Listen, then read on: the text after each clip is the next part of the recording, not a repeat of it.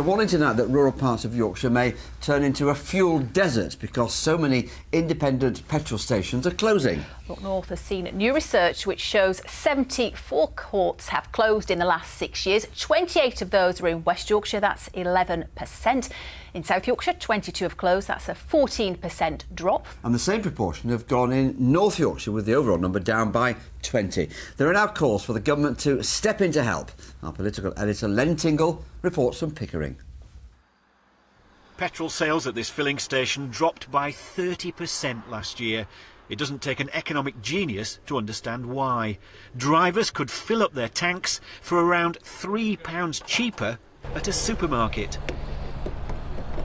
Now, this is Pickering in North Yorkshire. It's a 30-mile round trip from here to the nearest supermarket offering that cheaper petrol.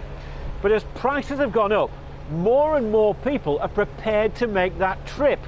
And that's putting far more pressure on forecourts like this. So to keep the service in Pickering, customers realise they're paying a premium. At the end of the day, you've got to pay, you know, sometimes you just got to stop where it is. You need it, you've got to have it, so you've got to put your hand in your pocket. Unfortunately, you're at their mercy, aren't you, really? Take a look at this. This was when my father Bernard started the business in 1950. Even established family firms like this know that in tough times, being conveniently local isn't enough. They have to fight back. And this is how they're doing it. By linking up with the supplier to mini-markets at hundreds of filling stations, they can bulk buy fuel at cheaper prices and take on the supermarkets. This is the first place in the country to operate the scheme. Well, I think it's very important. Locally, there's local people that do not go to supermarkets and those that prefer not to. If we can offer a relatively price or be supported in the sense that we can provide the local rural people with a value that they deserve. The National Trade Association of small filling stations like this says the numbers being forced out of business is a worry. Because we can see the prospect of the number of rural fuel deserts increasing quite sharply over the next few years as more and more independents are forced out of business. The hope here is that they're now strong enough to continue as a fuel oasis, rather than following so many into the desert. Len is in Pickering now. Len, is there any sign the government is going to act on this issue?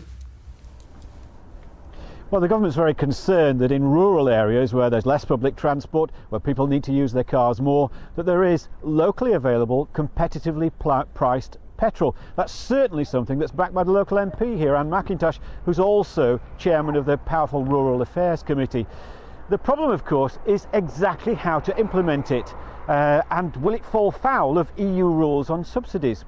So what's been happening is that over the next for the next 4 weeks at least, consultation is going on with a view that by the end of the year, some form of proposal will be put forward so that in the new year, the government will be able to suggest exactly the way forward. But we've still got to wait and see whether it's actually going to work. The concern, of course, is that will it come in time for rural filling stations that might have shut down before those proposals come in.